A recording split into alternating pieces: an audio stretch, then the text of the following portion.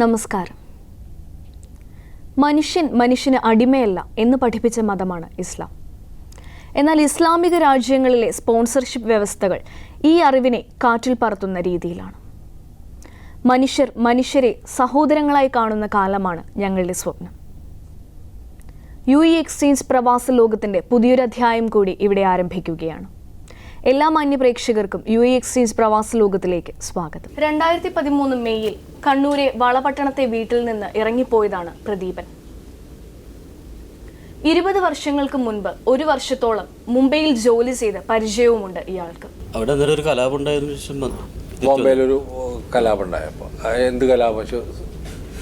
അതൊരു കലാപം ശിവസേനയായിട്ടുള്ളൊരു ഇതിലാണ് പോകുന്നത്. അതിനുശേഷം എന്ത് സംഭവിച്ചു? ഇവിടെ വന്നിട്ട് ജോലി ചെയ്തില്ലേ പ്രദീപൻ? അവിടെ വന്നതിന് ശേഷം ഇവിടുന്ന് ചേച്ചി മാനസിക അസുഖമാണ്. എന്ത് പറ്റി? എന്തായിരുന്നു അവിടുന്ന് വന്നതിന് ശേഷമാണ്. എന്താ സംഭവിക്കുന്നത്? പുള്ളിക്ക് എന്താ ഉണ്ടായത്? ഉറക്കല്ലായ്മ. അത് കാരണം വല്ലതും പറഞ്ഞോ? കാരണം പറഞ്ഞില്ല. അല്ല അവിടുത്തെ വല്ല ലഹള കണ്ടിട്ടോ അല്ലെങ്കിൽ ഭയന്നിട്ടോ അങ്ങനെ ആണോ? ഇല്ല, ഒന്നും പറഞ്ഞില്ല. അതൊന്നും പറഞ്ഞില്ല. അപ്പൊ ഉറക്കല്ലാണ്? ഉറക്കില്ലായ്മ. വീട്ടിലിരിക്കുക, വീട്ടിലിരിക്കുക, പുറത്തേക്ക് പോവില്ല. പുറത്തേക്കെല്ലാം പോയി 1-2 ദിവസം കഴിഞ്ഞിട്ട് വരുള്ളൂ. 2 ദിവസം കഴിഞ്ഞാലും വരും. പുറത്ത് പോയിട്ട് 2 ദിവസം കഴിഞ്ഞിട്ടൊക്കെ വരും. എവിടേക്കാ പോകണമെന്ന് പറയില്ല. പോകുന്നില്ല, ടൗൺ ഏരിയയിൽ കറങ്ങും. ആരും ഒന്നും അന്വേഷിച്ചൊന്നുമില്ല വേറെ? ഞാൻ 20 പ്രാവശ്യം ബോംബെ പോയിനെ അന്വേഷിക്കാൻ. ഇതിന് വേണ്ടിയിട്ട് പോയോ? 20 പ്രാവശ്യം പോയിട്ടുണ്ട്. കേസ് രജിസ്റ്റർ ചെയ്തിട്ടുണ്ടല്ലേ? ഈ കഴിഞ്ഞ 20 വർഷം മുമ്പ് ഒരു ബോംബെയിലേക്ക് ജോലി അന്വേഷിച്ച് പോയതാണ് പ്രദീപൻ. തിരിച്ചു വരുന്നത് ചെറിയ മാനസിക നില തെറ്റിയിട്ടാണ്. പ്രദീപൻ അതിന് ശേഷം ഇടയ്ക്കിടയ്ക്ക് വീട് വിട്ടു പോകുന്ന സ്വഭാവമുണ്ട്. 2 ദിവസം കഴിഞ്ഞാൽ വീട്ടിലേക്ക് തിരിച്ചു വരികയും ചെയ്യും. പക്ഷേ 1.5 വർഷം മുമ്പ് ഒരു ദിവസം ഇറങ്ങിപ്പോയിട്ട് പ്രദീപൻ തിരിച്ചു വന്നിട്ടില്ല. പ്രദീപൻ മരുന്ന് കഴിക്കുന്ന രോഗിയാണ്.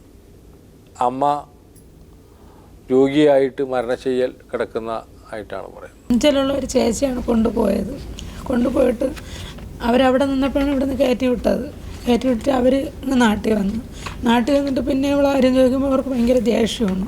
അവർക്ക് 2 വർഷം 1.5 വർഷം വരെ അവിടെ അറബിയുടെ വീട്ടിൽ നിന്നിട്ട് ആഹാരമില്ല, എന്നെ വിളിക്കുമ്പോൾ ആഹാരമില്ല, എണ്ണയില്ല, വസ്ത്രമില്ല എന്ന് പറഞ്ഞ് അവിടെ നിന്ന് വരണമെന്ന് പറഞ്ഞ് വരാൻ പറഞ്ഞപ്പോൾ പൈസ ഇല്ലാതെ അവിടെ നിന്ന് അടുത്തൊരു വീട്ടിലോട്ട് മാറിയപ്പോൾ അറബി പാസ്പോർട്ട് ഒന്നും കൊടുക്കാതെ പിന്നെ എന്നെ വിളിക്കുകയാണ്. ആഹാരം കഴിക്കാൻ പറ്റില്ല, എല്ലാം എൻ്റെ കൂടെയാണ് പറയണം, അമ്മയുടെ ഒന്നും പറയില്ല.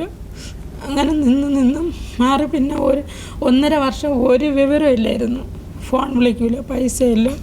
2 പിള്ളേർ അവൾ പോയതിന് ശേഷം 2 പ്രായമായി. ഒന്നിനെ ഞാൻ നോക്കുന്നുണ്ട്, ഒന്നിനെ ചേട്ടനൊക്കെ നോക്കുന്നുണ്ട്. എനിക്ക് 2 പെൺപിള്ളേർ, ഒരു ചെറുക്കനും. ഇതിനെല്ലാത്തിനും നമ്മളെല്ലാവരും നോക്കുകയാണ്. പക്ഷെ നമ്മൾ നോക്കിയേ പറ്റുള്ളൂ. 6 കൊല്ലമായി ഒന്നും അയക്കാറില്ല അല്ലേ? പൈസ മാറി നിന്ന്. അപ്പം ഞാൻ പറഞ്ഞു, നീ എന്നാൽ ഒരു കാര്യം, നീ അവിടെ എംബസിയായിട്ട് ബന്ധപ്പെടും. എനിക്ക് വെളിയിൽ പോകാൻ പറ്റുന്നില്ലടി, എനിക്ക് പേടിയാണ്, എന്നെ അവർ പിടിച്ച് അവൾക്ക് പേടിയാണ്ടാണ് അവൾ വെളിയിൽ ഇറങ്ങാത്തതെന്ന് പറഞ്ഞു.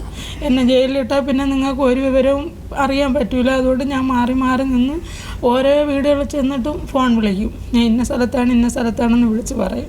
അതുകൊണ്ട് നമുക്കൊരു സമാധാനമുണ്ട്. എങ്ങനെയെങ്കിലും നീ എന്തെങ്കിലും ചെയ്ത് എന്നെ ഒന്ന് ഇവിടെ നിന്ന് അങ്ങോട്ട് വരാനുള്ളതെന്ന്. അപ്പോൾ അവിടെ അവൾ എന്നിട്ട് ഒരു ഏജൻസിയെ സമീപിച്ച്. അപ്പോൾ ഇവിടുത്തെ 1,75,000 രൂപ കൊടുക്കുകയാണെന്നുണ്ടെങ്കിൽ അവളെ നാട്ടിലോട്ട് കയറ്റി വിടാമെന്ന് പറഞ്ഞു. അപ്പോൾ എൻ്റെ അടുത്ത് പറഞ്ഞു, എൻ്റെ ആ പൈസ ഇല്ല. അപ്പോൾ ഞാൻ പറയുന്നെങ്കിൽ ഒരു കാര്യം, ഞാൻ പറഞ്ഞു നമ്മളെ വസ്തു വിറ്റെങ്കിലും ഞാൻ ആ പൈസ കൊടുക്കാമെന്ന് പറഞ്ഞു.